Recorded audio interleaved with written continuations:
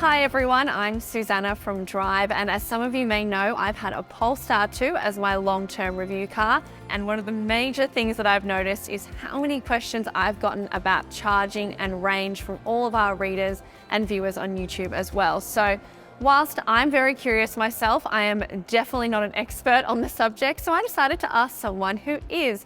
I'm sitting down today with Matt from Polestar. He's the head of customer service in Australia, and I've got all my questions here on my phone, and I'm going to ask them and rattle through them and get some answers for us. So let's get things started. Matt, thank you so much for being here today.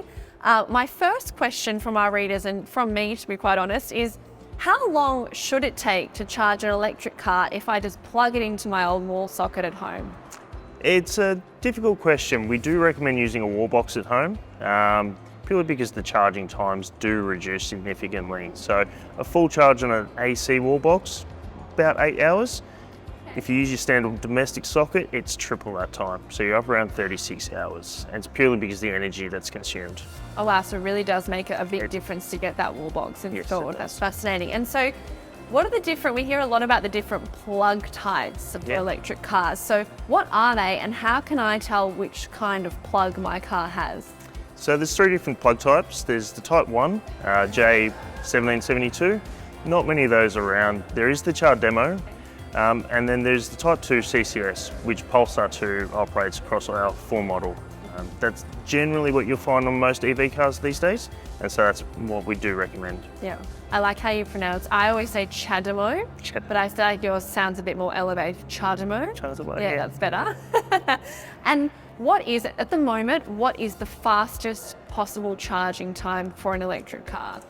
It will vary from model to model depending on their capacity, charging capacity. For example, a Polestar 2 long range model, we can get 10% to 80% in about 35 minutes, and that's utilising 150 kilowatt chargers.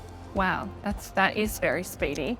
And often I suppose people aren't charging from 10 to 80, they're charging from 50 to 70, or they just need a top up. So that's even as low as what, 10 to 15 minutes? 10 to 15 minutes, yeah. And again, depending where you charge and what your general usage is, most consumers will do 40 kilometres a day, so a quick top up here and there will get them back on the road as soon as possible. Nice and speedy. And this is something I've always wondered, and we had a lot of questions about it as well.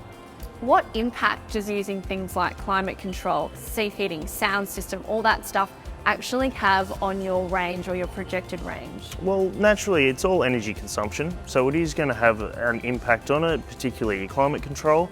That impact is going to be minimal though. It is all designed about getting the vehicle moving, but optimising the cabin temperatures and things like that. So it's possible that even on a really hot day, for example, and I've got my aircon cranked, asking for a friend, that you maybe might see a sort of reduction of like 1 to 2 Ks in the projected range. Is that something that is possible? It is possible. Ambient temperature is the biggest effect on EV vehicles, particularly being in Australia, very hot climate. Summertime, you may want to have your air conditioning all the way up to rapidly cool the cabin. So you will see some range degradation there. And typically on a cold day, if you're like me, I hate the cold, so I turn the heater all the way up. That again is going to have that same effect. But you'll also see more range adversity and degradation on cold days as the battery heats to its optimum condition as well. Yeah, right, okay. So it does make a difference, but it's not a huge difference. People don't have to be kind of scrounging every... No, there's no need for that range anxiety. Yeah, fantastic. And what about driving fast? I know that sounds ridiculous, but if you are sort of, putting your foot down and ploughing ahead at 100 kilometres an hour for a good prolonged period of time, does that eat through your range faster than just driving around town in stop-start traffic? Yeah, well, aerodynamics is exponential with speed, so the faster you go, obviously you're going to have more wind drag and the range will come down. Again, if you're like myself and you have a heavy right foot, you're going to use more energy to drag that down as well. You'll typically see at very high speeds, about 130 kilometres an hour, is where that biggest difference comes into play. And so what are some ways to extend your range? You've mentioned just finding a balance, but if you are a little bit nervous and you're new to EVs, saying you've maybe got not the amount of range that you had hoped for to do a short trip or something, are there things you can do to prolong that range? Yeah, of course. You can use eco climate control. Most vehicles have that these days. You can use eco tyre pressures, so you pump the pressures up slightly, you have less friction on the road, car rolls. Plan your journey is probably the key idea. Don't excessively brake, excessively accelerate. If you slow your momentum, then you've got to accelerate harder to get back up, and that's all energy consumption that's being used. If you can coast into traffic lights or you can coast into traffic that's slowing down ahead, you get a nice even throttle application which reduces the energy that's consumed. Yep, so just chill out, basically. Chill out, basically. Take it easy, everybody. And cruise control as well. I've sort of seen a bunch of questions about whether or not using the active or non-active cruise control fitted to the Polestar can actually, I suppose, be more economical in terms of energy consumption. Is that something that's factored into the design of that system, and does that actually help, or it will help. Cruise control's idea is to maintain a steady throttle input, so you're not up and down in your energy consumption. If you do have the ability to maintain it yourself, it's neither here nor there. So it's all about that throttle control more than anything. So you can it's sort of like outsourcing it to the cruise control. If you're Correct. not that great, if you're a lead foot, maybe outsource to the cruise control to maintain your range. And what about one-pedal driving? Obviously that's something that's quite unique to EVs. It's something a lot of people take a lot of time to get used to, myself included. How much does that actually make an impact to your energy consumption, and what's the difference between using it, I suppose, at higher speeds and in stop-start traffic? Where do you see the greater effect? Yeah, sure. So one-pedal drive on the Polestar is quite good. We've got 3 different settings, standard, low and completely off, so you can turn that off if you wish. But we do also use brake blending. So the idea behind that is when you physically apply the brake pedal, there is regenerative braking that occurs as well. Right. So we can regenerate up to 0.2 G. Which over a long period of time does have a significant effect in prolonging that range that you can achieve. I like the term brake blending, is that what you said? Yes. Oh, didn't Polestar coin that, or is that an industry-wide term? It's an industry-wide term. I like it, it sounds very cool. I noticed when I was driving my Polestar 2 that with the cruise control on the freeway and with the one pedal set to the sort of highest setting, that even though I turned the cruise control off at a certain point, it didn't immediately slow down. There was a nice kind of handover and it eased me back into that one pedal feel. Is that something that a lot of thought went into in developing the car? Is that something that is, a considered No, definitely. outcome? Yeah. Definitely. It's all about driver comfort and optimization. Particularly on freeways, the last thing you want to be doing is 100 kilometers an hour and take your foot off and have that really rapid deceleration. It's not a comfortable feeling. It's also potentially a safety concern. Absolutely. The car stops suddenly from that regenerative braking or that one pedal drive and you've got someone behind you. So it's been considered throughout that torque curve and through that speed curve as well. No, it's definitely a safety consideration, I think, as well.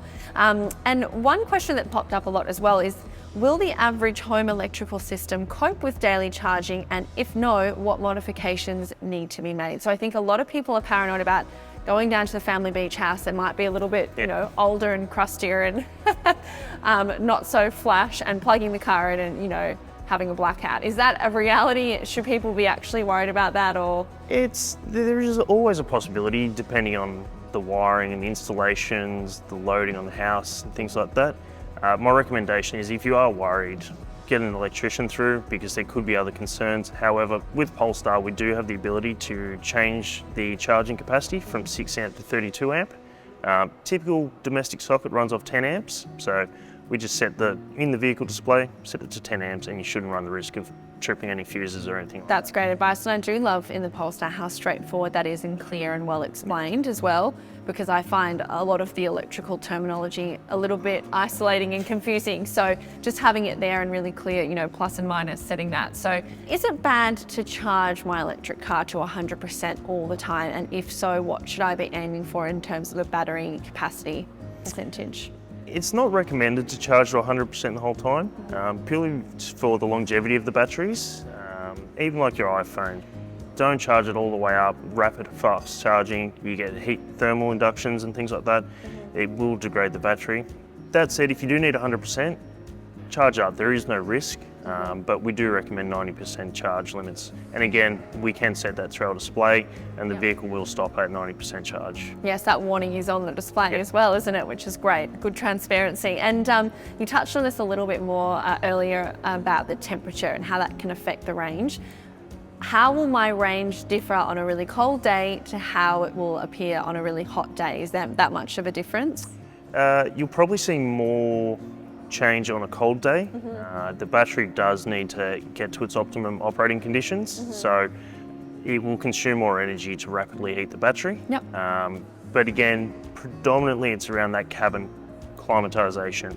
If it's really cold, you want to heat it up. If it's really hot, you want to cool it down. What we do recommend is preheating or pre-cooling the vehicle before you go on your journey. So while the car's plugged in, you can cool the car down or you can warm it up. That way you're not eliminating any of that range that you've got potential for. And that's a great tip. While it's charging, do your homework in advance. This is something as well that I think is still a bit mystifying for the consumer, is they'll look in their trip computer and see a kilowatt hour consumption per 100 kilometres, and they don't really know if it's good or bad. So we know kind of what a fuel consumption should look like, but is there a kind of target energy consumption figure that people should be looking for? Is there an optimum one that shows that it's an economical car? It's really subjective, that question. It's based on the vehicle itself, the weight, things like that, but it's more around the driving styles and habits. The way you drive the vehicle will be very different to the way I drive the vehicle. So a number that I believe is good in terms of consumption, you might think otherwise. So it's really down to an individual opinion. I think you've mentioned as well how much difference having a Wallbox installed can make. Does the Polestar 2 come with that, or is that an additional charge? And if so, what are people looking at in terms of installation? So we don't offer our EV Wallbox. What we do offer is a list of suppliers that we do recommend. That gives the consumer the opportunity to go out and speak to these suppliers, shop around, identify what's going to be best for them, identify the best installation, and really speak to the experts that deal with this. It gives freedom of choice to these consumers, and they'll probably be able to bundle it with perhaps their energy provider. They might get some rebates and things like that. So rather than lock someone into a specific provider, we say, here's our options. Yep. Go do your research. Shop around, absolutely. And I think a lot of people buying an EV are concerned about battery capacity degrading over time. What level of battery capacity degradation, it's a tongue twister, should people expect over the course of their ownership of the Polestar, say over 10 years? And what can they do to avoid that happening, I suppose? Yeah, with the 8-year, 160,000 kilometre warranty, we warrant that to 70% state of charge. Okay. So if you do the maths on that, the degradation isn't huge over the life cycle of the vehicle. If it does get to that point, regardless, we are able to replace individual cells within the batteries. So rather than going out and spending money on a whole battery pack, we can identify perhaps this cell number 2 has degraded and it's not providing the charge that it needs. We'll replace that and get that capacity back to where it needs to be. Can they tell if that battery capacity has degraded? Is there a sort of telltale sign if their car is losing that capacity? They'll see the range will eventually start to drop lower and lower over the years and over the life cycle of the battery. So if you've got a 500 kilometre range on a full charge, in 5 years' time, you might only get 450 kilometres at a full charge. And then so forth, you get 400 kilometres in 10 years. And that's your clear indication that you are getting some degradation in there. Like your iPhone or your Samsung, over a period of time, it gets to about 3 years old. And then instead of running for 8 hours a day, it runs for 4 hours a day before you go to charge. 3 years old is generous in the case of my iPhone. I feel like I started falling apart after 6 months, given how much I use it. But yeah, we're talking years, not weeks, months, to put people at ease, absolutely. Thank you so much. I think I've given you enough questions now to last a lifetime, but I'm sure there will be more. And I won't hand out your email like I joked to you earlier because I think you'll be inundated, but we really appreciate your time, and I feel like there might be scope for a chapter 2 of this video Look coming soon. Yeah, thank you so much. Thank you very much.